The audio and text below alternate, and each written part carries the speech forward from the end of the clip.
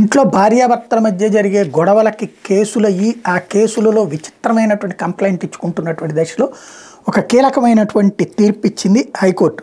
Patna high court వైవాహిక జీవితం విఫలమైన సందర్భంలో ఒక భర్త తన భార్యను భూతం పిశాచి అంటూ దూషించడం క్రూరత్వం కాదని పాట్నా హైకోర్టు తేల్చెప్పింది.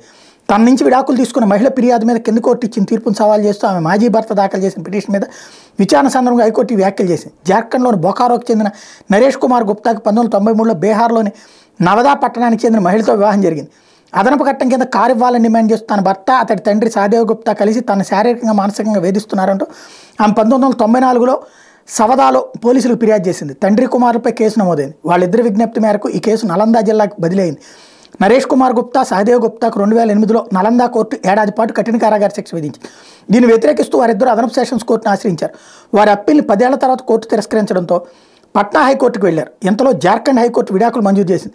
20వ శతాబ్దంలో ఒక మహిళను ఆమె అత్తింటి వారు భూతం పిశాచి అంటూ ఘోరంగా దూషించడం దారుణమని విడాకులు తీసుకున్న మహిళ తరపున ఆమె లాయర్ వాదించారు. ఇది ముమ్మాటికి క్రూరత్వమేనని తండ్రి కుమారులు కఠినంగా శిక్షించాలని కోరారు. అందుకు జస్టిస్ బీటెక్ చౌదరి నేతృత్వంలోని ఏకసభ్య ధర్మాసనం నిరాకరించింది. విఫలమైన వివాహ బంధాల్లో దంపతులు పరస్పరం దూషించుకునే సందర్భాలు చాలా వస్తుంటాయని అభిప్రాయపడింది.